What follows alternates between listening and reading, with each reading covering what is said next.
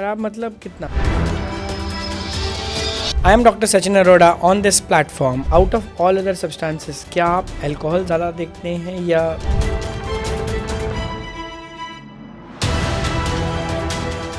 So the basic difference would be cue induced craving जो है, जो शराब की बोतल को देख के। आपका एक्सपीरियंस नैलट्रेक्सोन और अकाम्प्रोसेट, आपने कहा कि हम LFT देखते हैं. Yes. Hello everybody, I am Dr. Sachin Arora. On this platform, on this channel, I want to talk about an important topic known as alcohol dependence.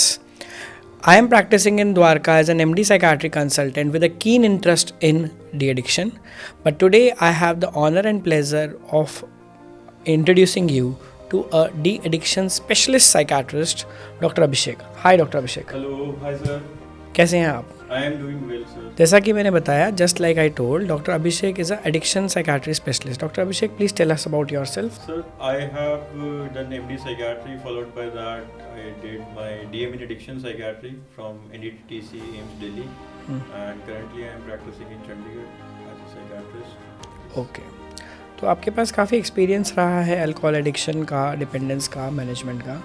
थोड़ा सा I want the psychiatry people to know, alcohol addiction के जैसे आप patient देखते हैं या dependence के patient देखते हैं, what do you think nowadays most of the patients who are coming for voluntary और brought by family members? So this, I think awareness has increased because अभी आजकल जो है पेशेंट्स खुद से आना भी प्रेफर करते हैं. They have certain insight that by seeing celebrities also in the society, they are opening up and they're talking about that it is a disorder, it is a biological disorder, and people are able to gain some insight. Obviously not much, but पहले से तो better हुआ ही है. Patients are coming by themselves also. Okay, तो जैसे routinely अगर आप substance की बात करें, जैसे आप एडिक्शन साइकियाट्री प्रैक्टिस करते हैं, out of all other substances क्या आप अल्कोहल ज़्यादा देखते हैं या अदर सब्सटेंसेस के पेशेंट? आपका एक्सपीरियंस क्या It entirely depends on where I'm sitting. है? Okay, So if when I was at NDTC, a bulk of the patients would be opioid users, okay, right? Because of the location of the our institute, so it was relatively close to the urban slums where these kind of problems were more. So now when I'm practicing, if I'm talking about a general kind of setting, so I'll be seeing more of alcohol kind of patients, because opioid patients जो होते हैं थोड़े से restricted होते हैं. एक तरह की मेडिसिन होने चाहिए, एक तरह का इंटरवेंशन होने चाहिए, जो कि एक specific as we tag it de addiction centres पे ही अवेलेबल होता है. बट अल्कोहल और अदर तरह के जो भी डिसऑर्डर्स हैं उसको हम कहीं पे भी डील कर सकते हैं. ओके, तो ये डिपेंड करता है कि हम कहाँ प्रैक्टिस कहाँ करें. प्रैक्टिस कर रहे हैं. बहुत अच्छी बात बताई आपने कि And जैसे हमारे पास ट्रीटमेंट मोडालिटीज़ क्या क्या हैं. अगर किसी ओपियोइड को मैनेज करने की जो लाइसेंस्ड ड्रग है वो हमारे पास नहीं है, तो पेशेंट्स को वो वर्ड ऑफ माउथ से पता होता है कि कहाँ पे ये टैबलेट मिलेगी और किस डॉक्टर को उसके लिए अप्रोच करना है. ओके, अच्छा, जैसे अगर अल्कोहल डिपेंडेंस की बात करें, कोई वॉलंटरी डी एडिक्शन के लिए पेशेंट आपके पास आता है, तो आप उसे कैसे अप्रोच करते हैं कि मैं छोड़ना चाहता हूँ? Sir, we firstly assess the patient कि what is the actual problem the person is facing. Addiction, we understand that इसके कुछ ना कुछ रूट कॉजेज तो चल रहे होंगे. May be poor coping skills, may be some personal stressors, और may be simply addiction at its play. मतलब बायोलॉजिकली उसको इतने सालों से यूज़ कर रहा है. All the factors at interplay. So we assess के फैमिली सर्कमस्टेंसेस क्या हैं, मैरिड हैं तो क्या, लाइफ के क्या हैं. बिकॉज इन्हीं चीज़ों को हम आने वाले जो रिलैप्स प्रिवेंशन थेरेपी हम प्लान करेंगे, all these factors will be incorporated in that, जिसको हम रिलैप्स प्रिवेंशन में यूज़ करेंगे. Once the assessment is complete, obviously when the person comes we assess for the physiological withdrawal also, last intake of alcohol use कब है, okay, any comorbidities, any history or complications related to chronic liver disease, which could be dark tarry black stools, कोई history of blood in vomiters, acute pain, pancreatitis rule out करने के लिए. So chronic liver disease को basically हमें rule out करना है. Past history of we want to know कोई delirium alcohol withdrawal का सीजर का हिस्ट्री तो नहीं है पास्ट में, दैट उसको हम स्ट्रेट अवे टैग कर लेते हैं कि patient is of complicated nature and we would choose our protocol for detoxification accordingly if there is history of complicated withdrawals. Okay. So this much is for the assessment overview, general assessment. Obviously blood investigations will be there to assess the liver function test, and then we proceed towards the treatment protocol. Right? For pharmacologically, then we once the detoxification phase is over, then we would want to add the anti-craving agents. Right, so anti-craving agents में primarily we talk about naltrexone and acamprosate. Deciding factor usually initial phase में तो यही रहता है that whether LFTs are fine or not. So LFTs if they are fine, we go with naltrexone to start with. Once the detoxification phase is over. Detoxification phase में मतलब at first ही anti craving drug हम नहीं use करते थे कभी. We want the detoxification phase over. थोड़ा सा और जानना चाहूँगा मैं, डिटॉक्सिफिकेशन फेज का मतलब विड्रॉल मैनेजमेंट है? यस सर, विड्रॉल मैनेजमेंट है. तो कितने दिन तक आप उस विड्रॉल को मैनेज करके फिर anti craving? Entirely depends patient to patient. For this withdrawal management we usually have 3 kind of regimes. To name them, one would be fixed dose regime जो हम usually अपनी OPDs में use करते हैं कि एक डायज़ेपाम, लोराज़ेपाम जो भी हमने बेंजोडाइज़ेपिन चूज़ किया है उसको हम एक 6 hourly 8 hourly डोज पे हमने उसको सेट कर दिया, यूज़ कर लिया. Then there is symptom triggered regime कि उसमें सिम्टम ट्रिगर्ड regime का ये फ़ायदा रहता है अगर माइल्ड टू मॉडरेट विड्रॉल में है पेशेंट, सीवा स्केल हम यूज़ करते हैं विड्रॉल असेस करने के लिए. सो अगर उसमें mild to moderate symptom triggered is best. So उसमें विद इन 2 to 3 days हम पेशेंट का विड्रॉल फेज कंप्लीट कर सकते हैं, ट्रीटमेंट को कंप्लीट कर सकते हैं. डोज ऑफ जो हम बेंजोडाइज़ेपिन यूज़ करेंगे वो भी कम रहती है. बट जहाँ पे हमारे पास मॉनिटरिंग फैसिलिटीज़ हैं, इन पेशेंट हैं, वहाँ हम फ्रंट लोडिंग regime यूज़ करते हैं. That is the third type of regime that we use. So जिसमें भी कॉम्प्लिकेटेड विड्रॉल की हमने बात की, डिलीरियम का रिस्क है, तो उसमें हम वो फ्रंट लोडिंग regime यूज़ करते हैं. At front we use 20 milligram of diazepam patient को दे देते हैं and then we observe the patient. आगे उसको फिक्स डोज regime में कन्वर्ट भी किया जा सकता है टू मैनेज इट. तो ज़्यादातर जो इनिशियल हेवी लोडिंग है वो आप कॉम्प्लिकेटेड विड्रॉल में यूज़ करते हैं टू प्रिवेंट के डिलीरियम का रिस्क को प्रिवेंट करना. ओके.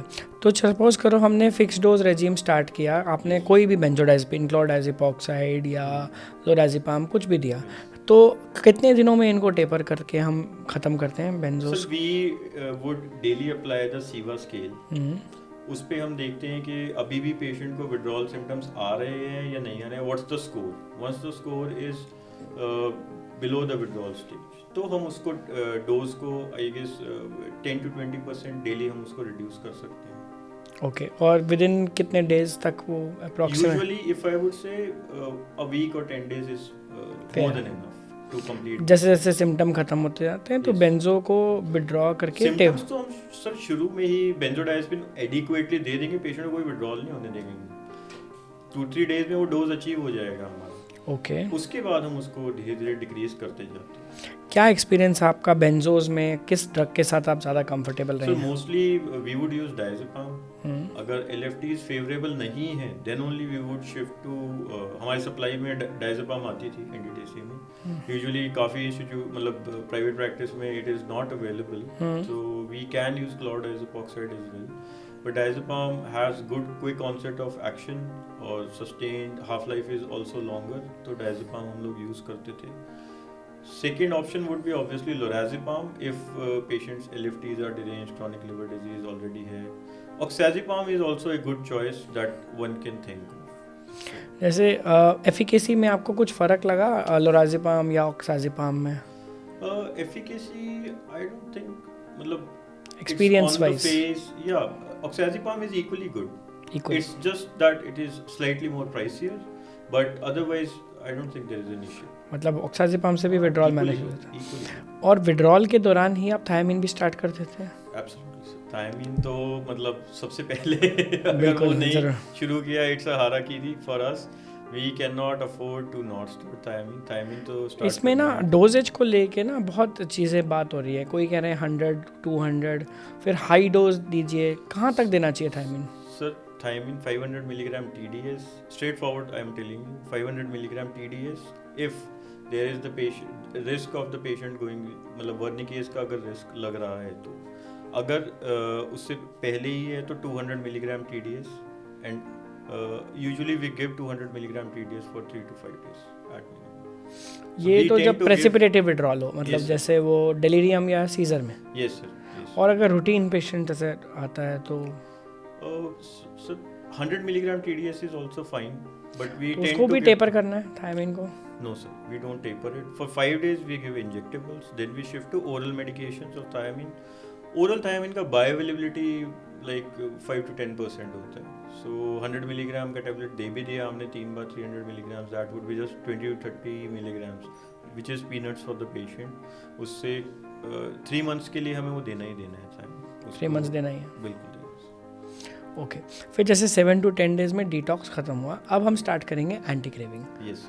तो आपका एक्सपीरियंस नैलट्रेक्सोन और अकाम्प्रोसेट, आपने कहा कि हम LFT देखते हैं, Yes sir. और अगर LFT खराब है तो नैलट्रेक्सोन नहीं देना है। Yes. खराब मतलब कितना, मतलब how do you think SG और Yes sir, 2 to 3 times तक it is acceptable. Like 50 अगर हम एवरेज बात करें, OTPTs का रेंज होता है, SG OTPTs का रेंज होता है, that 50 is the accepted number.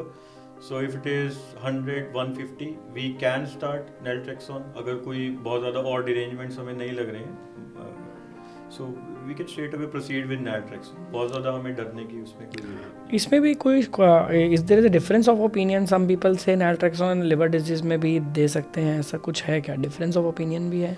Sir usually avoid ही करते हैं, because that's what I am saying, initially अगर 100 150 तक भी है तो we can use, that's what, but persistent liver disease है then we'll have to take the call on the basis of cost versus benefit, हाँ, कि अगर हमें पेशेंट को एब्सटेन रख के उसको नैलट्रेक्सोन से एक्चुअली बेनिफिट हो रहा है and he is able to abstain on that, obviously we can consider it, but LFTs का monitoring would be required. Okay.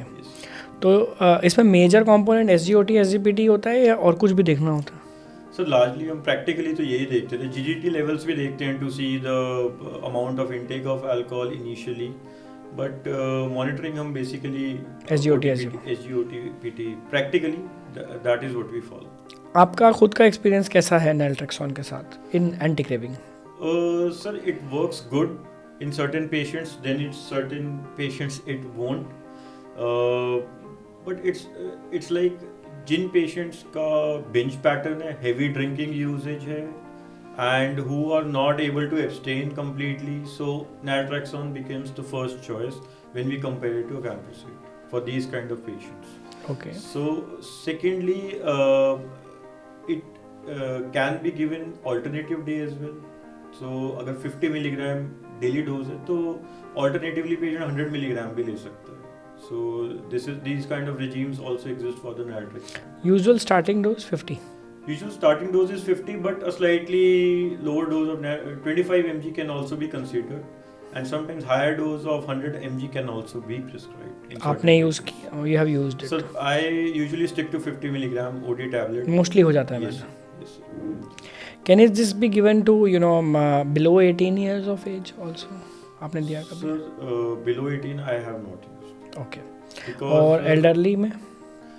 below 18 में सर अपने ओपियोइड डिटॉक्सिफिकेशन ओपियोइड डिपेंडेंस में यूज किया हुआ है, बट अल्कोहल का पेशेंट में I have not got the chance okay. To think about. और एल्डरली में यूज़ कर सकते हैं? एल्डरली में यूज कर सकते हैं, I don't think there is any barrier to okay. Absolutely. तो जैसे नैलट्रेक्सोन तो 50 mg OD है, लेकिन अकाम्प्रोसेट शायद TDS थ्राइस अ डे देना पड़ता है, यस तो sir, is it troublesome for?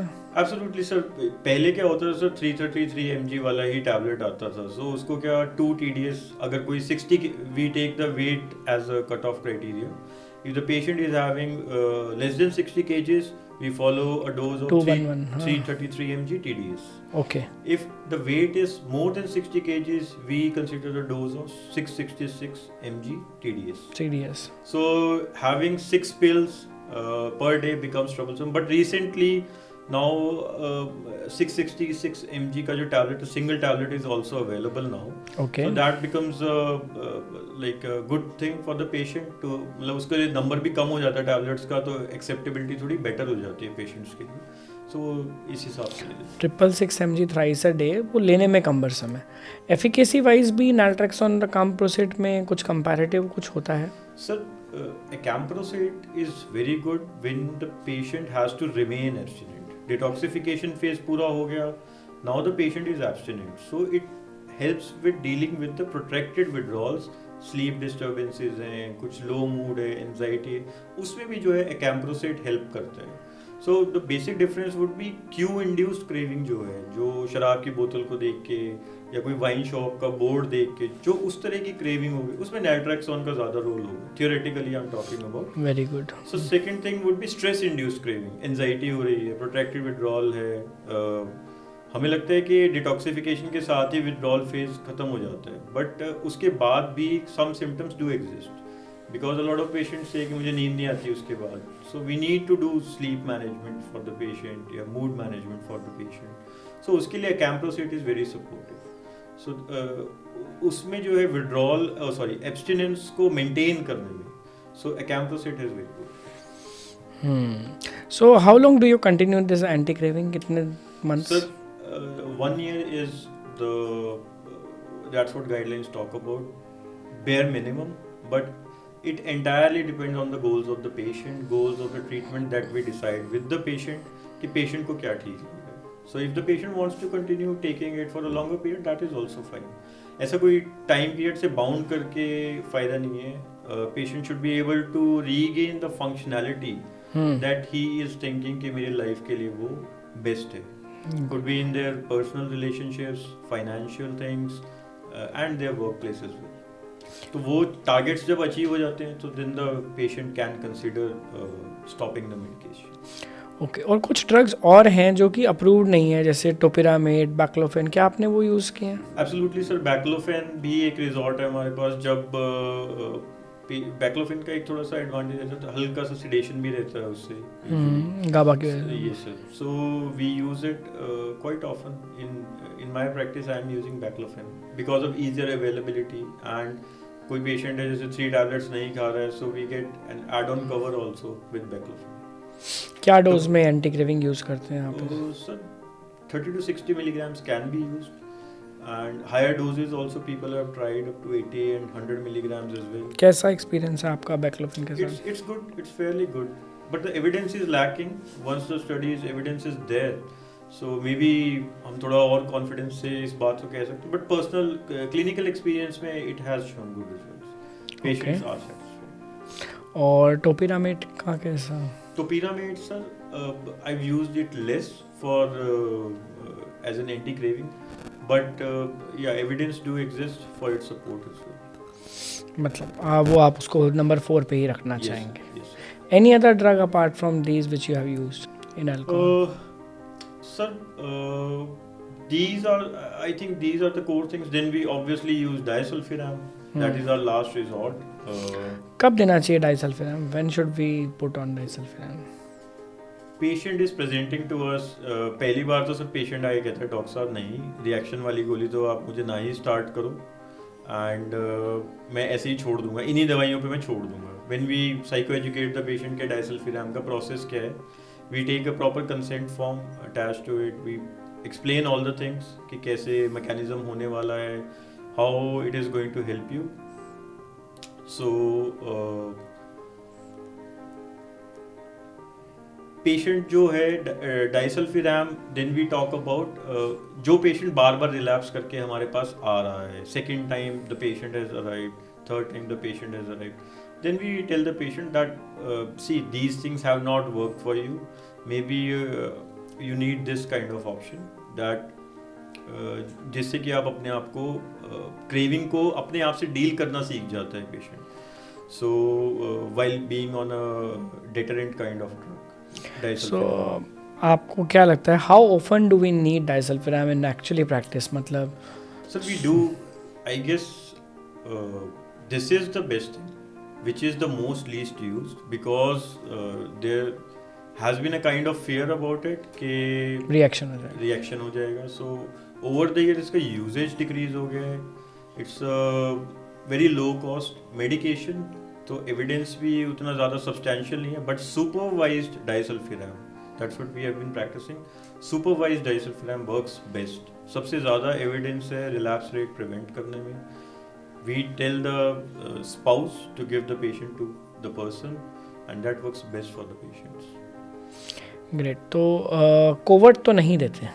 Absolutely not sir. पहले शायद दिया करते. नहीं सर, पेशेंट को पूरा याद कराते हैं क्या क्या चीज़ों का उसको एब्सटेन करना है, किस फूड आइटम से क्या हो सकता है, and we tell everything to the patient. उसको याद कराते हैं, उससे पूछते हैं बार बार जब भी फॉलो अप होगा we'll ask them what kind of things you need to keep in mind while taking this medication, and we get the consent form signed. I will sign, patient will sign, and the witness or जिस person is supervise करनी है, that person will also sign the consent form.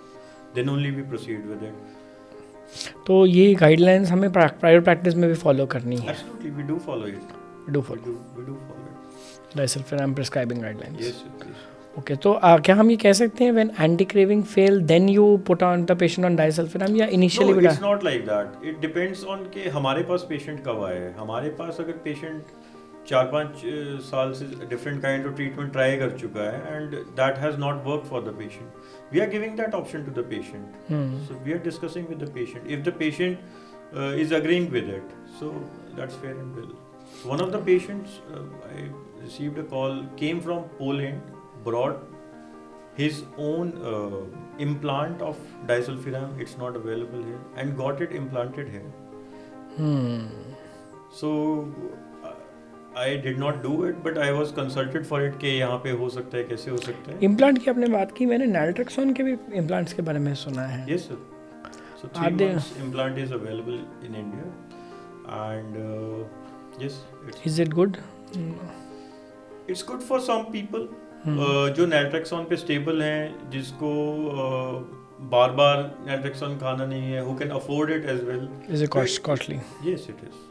So it's a good option for them.